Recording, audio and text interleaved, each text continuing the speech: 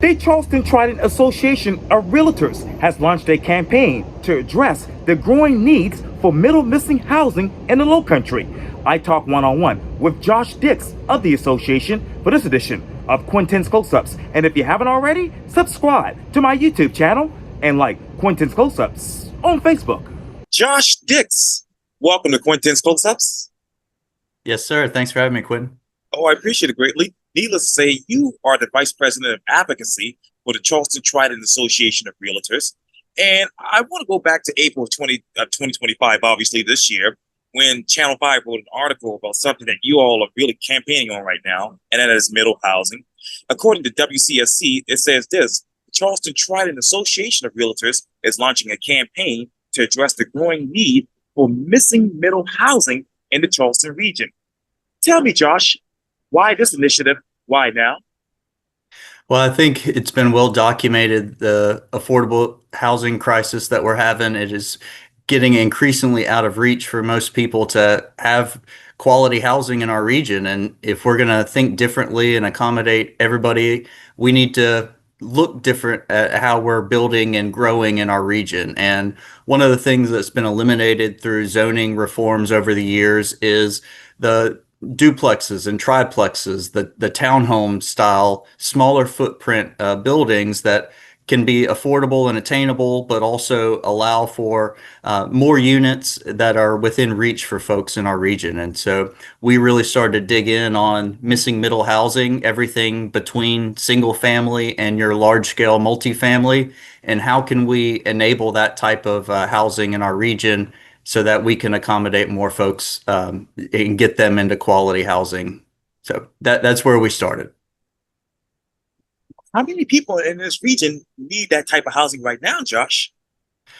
Well, just to deal with the folks that we have, our study highlighted that the cost of housing over the last decade has gone up 87%, while median wage has only gone up 27%. So we're pricing people out that are already here. And so we need to really get on the ball and start to accommodate these different types of housing so that we are not only accommodating future growth, but we're also taking care of the people that are already here. And that's a big missing link that we're trying to rectify. This might be a silly question, but where do you see that future growth as far as housing here in the Lowcountry? Well, our study, we really focus on the upcoming Lowcountry Rapid Transit, that corridor that's going to connect the peninsula to Ladson. That corridor is about 1% of the total land mass in our Tri-County region, but hopefully once built out, it'll accommodate about a quarter of our housing in the region. So there's a lot of opportunity, and this is what's called transit-oriented development, where we're placing housing near existing infrastructure. That way people, they're not so dependent on a car. Hopefully this LCRT corridor can accommodate a lot of different types of uses and a lot of different aspects of our community. So we're really excited about it. We think this is a tremendous opportunity for the Lowcountry of South Carolina. This might be a redundant question, but where in the Lowcountry is the density available for public transportation to actually be effective? Well, I think you've got some spots on the peninsula for sure where the LCRT is going to be coming through. But when you look at the North Charleston corridor along Rivers Avenue, I mean, that's really what we're looking at, is how do you get the density correct? But also, the beauty of missing middle housing is that it's not a huge disruption to the existing fabric of our neighborhoods. These are homes that really look like what we currently have. If you're up in the north central Hampton Park area of the peninsula, you'll see a lot of duplexes and triplexes, cottage court style homes. We already have this. We just need to go back to the type of zoning that allowed it to be built in the first place. And so we're looking at these infill redevelopment opportunities. Behavior has changed a lot in the last couple of years. The shopping centers that were the rage, we're seeing that transition out. And so how do we repurpose those sites and create some mixed use, mixed income communities along these corridors? And so that's what we're trying to do, is to set the landscape and allow for this type of investment in our community. Let me go right there. Where in the Low Country do you see that ideal mixed income community? Well, I think we really need to look at the whole region in this idea of mixed use, mixed income. You know, the best communities across the country and really across the world, they accommodate all walks of life. And if you look at, you know, the peninsula of Charleston through the history of our city, it did accommodate those different types of housing. So how do we get people back into that mixed income opportunities? And I think if you look at the opportunities to redevelop these areas, we have an opportunity to get it right. And that's what we're trying to do, is to get it right, to have these mixed income opportunities. And that really creates the economics of a redevelopment work when you're able to layer in 30% AMI, 80% AMI, and then 120 and above. And so it really helps on a lot of different aspects of when you're talking about redevelopment, is to get that layered approach of multiple income streams coming into a site. Oh, you touched on a couple of things, and of course, everybody knows that I grew up here on the peninsula of Charleston, Yes, sir. growing up on the east side here, and I'm sitting here right now on the peninsula for this interview. But and you know as well as anybody else knows, as far as real estate, that there's no more land left on the peninsula. Where else in the Low Country can you redevelop these properties and make it into that type of option right now? Well, I mean, just looking at the peninsula, you can talk about the West Edge, Yeah. Horizon redevelopment, Gadsden Green.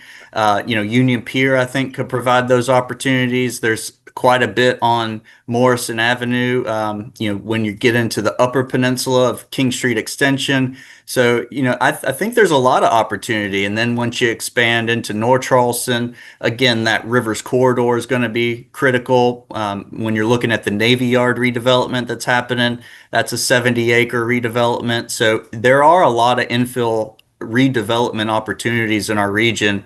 We just need to be strategic and get the right zoning in place. That way we can accommodate the future growth that we need to enable in our area. I want to get to that zoning in just a minute, but let me ask you this. This might be a silly question, but what exactly are the economics when it comes to middle housing? Well, currently our zoning, it really only allows your traditional single family development, or if it's zoned for that large scale apartment multifamily.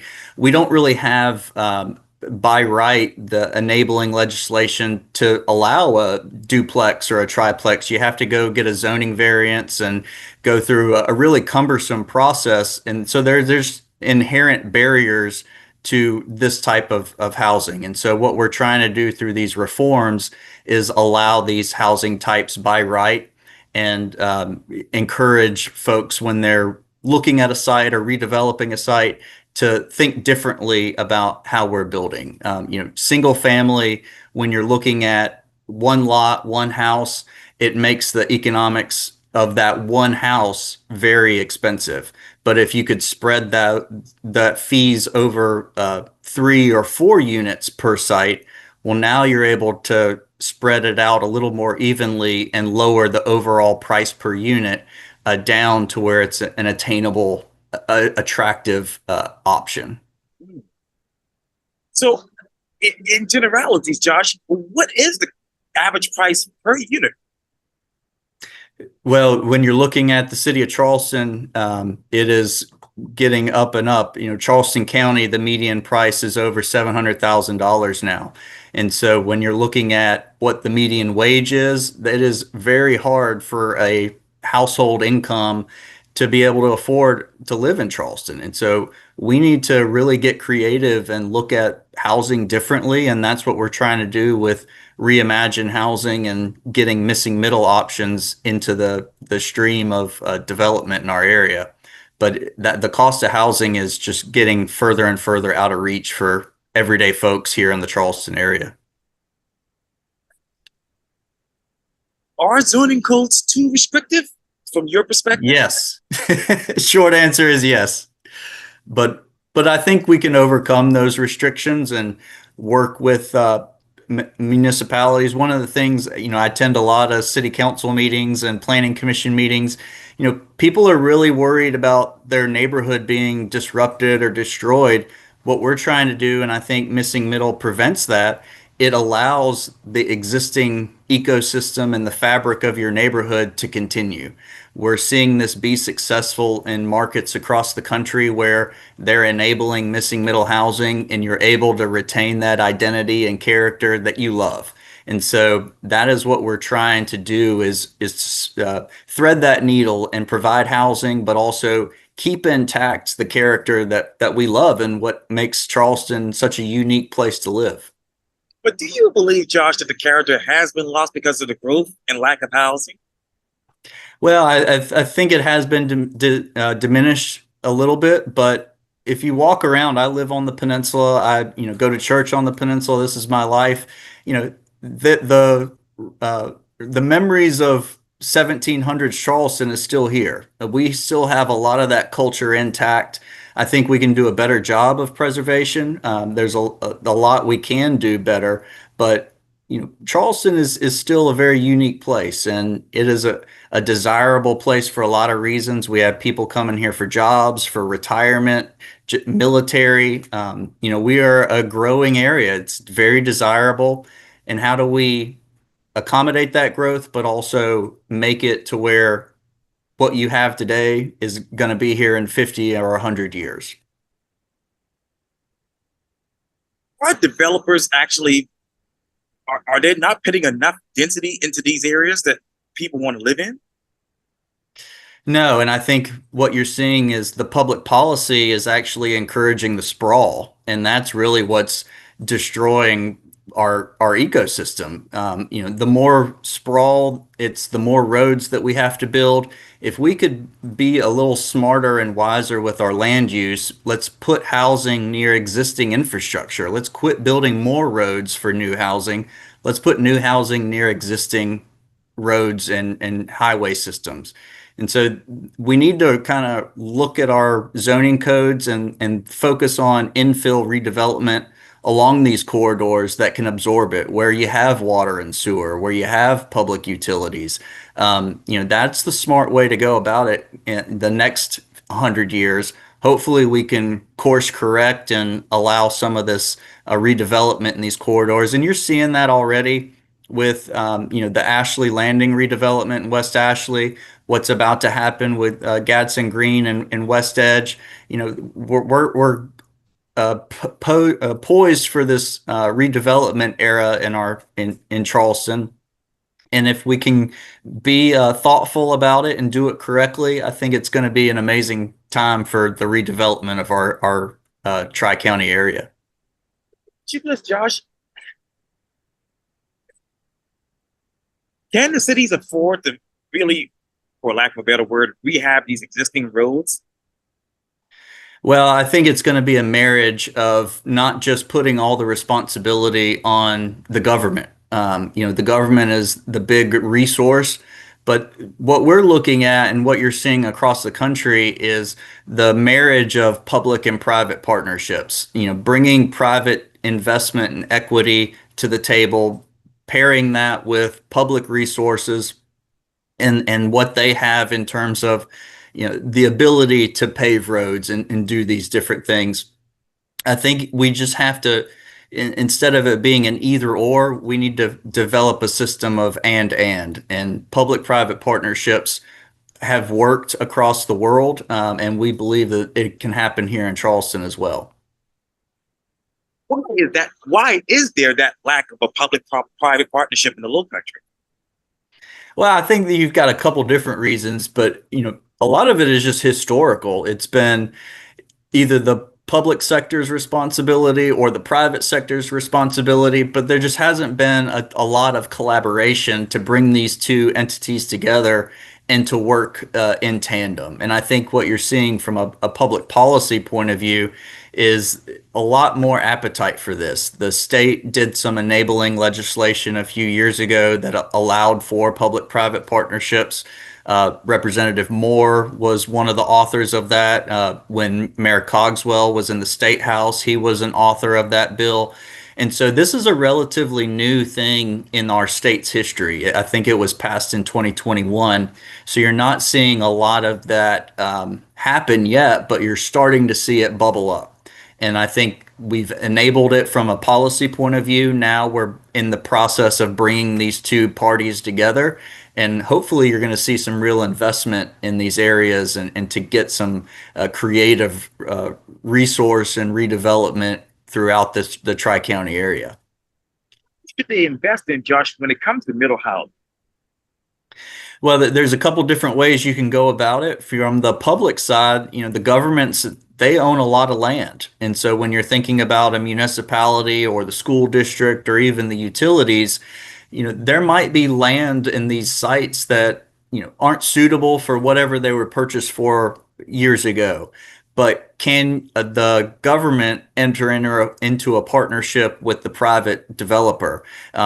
You can do creative things like a 99-year ground lease to where the city maintains the ownership rights of the property. The private developer helps with the vertical construction of the units. And that way you're able to lower the overall cost per unit because of those different trade-offs. And so that's just one of the examples to where you can use land banking. When you look at Charleston County, what they're doing with their affordable housing program and the Housing Our Future plan is providing gap financing for developments to where they're able to lower the overall cost of a unit. So there's different funding streams and different strategies that you can deploy. And there's hundreds of them. So there's not one silver bullet that's going to fix all these issues. But if we do it through a series of investments and strategies, hopefully we can do some creative things and bring these overall unit costs down. I'm probably going off the beaten path a little bit, but I think you touched on it just a little bit. Sure. But when it comes to middle housing, is vertical growth ideal? Well, when I say vertical growth, I just mean getting units out of the ground. I'm not talking about skyscrapers or anything like that. We still have height, scale, and mass that we have to adhere to. And so when I say vertical growth, I just mean getting the units built. And that density can look differently. It's going to be unique to the site. I think we have to configure these sites a little more thoughtfully. And so the housing is not a one size fits all solution. And I think having a one size fits all approach to our land use is a mistake. And so hopefully we can rectify this through zoning reforms. The city of Charleston has been in the process over the last several years of reforming their zoning code. The city of North Charleston is about to embark on a zoning code rewrite. And so hopefully we can build in that creativity through these policies and laws. How would school districts take any more residential growth without money being put into the schools and actually for local infrastructure to support it? Yeah, so that's you certainly don't want to leave the school district out, and we've been working and communicating with CCSD in particular on where are they projecting the future growth, where are they putting their resources, but you can't just stop at public services at schools. You also have to think about fire, police protection, EMS access. All these things have to be taken into consideration as we're thinking about future growth. How do you place these entities near future developments, future neighborhoods? Because we want to be sustainable. That's the big thing and it doesn't matter who you're talking to, they want to make sure that this growth is sustainable and doesn't really take away or negatively impact our communities. And so we're trying to have a thoughtful approach that we're working with. But the school districts, they have these population projections and they've done the modeling. So they're quite familiar with where they anticipate future growth and where the school needs are. Working with our local governments and the BCD COG, you can look at the infrastructure challenges and how we're going to grow from a roads and network transportation network. So all these entities have to be communicating and working together. And we're just a part of the conversation, but you have to bring all these parties to the table. What exactly are the infrastructure challenges right now? Well, you've got money is the big one. Is there's just not enough money to go around for all these roads that need done. You have different entities who are responsible for it. Some are city roads, some are county roads, most are state roads. And so, working with these different governments, you also have federal dollars that come in for transportation. And so, trying to organize all these different funding streams and gauging priorities. The other issue is just the regulatory environment that goes into a road project. When you're talking about an existing road, it's nearly 7 years of just permitting before you can even resurface an area. And so that further delays and compounds. And through those delays, the price escalates. And so projects end up costing more, they take longer. And so we really have to take a holistic approach to transportation. How are we building our roads? How are we maintaining our roads? Those are the big questions that we have. But instead of thinking about where we're going to build new roads, why don't we start to examine how do we take care and maintain what we currently have? How do we improve these road systems? You said you're on the east side. A big problem with Morrison Drive right there at the bridge is flooding. That's an issue that we're going to have to address. When one of those major corridors goes down because the road is flooded out, well, that just puts more pressure on the other set of roads in the network. So you have to look at the whole picture and try to figure out what's the best approach.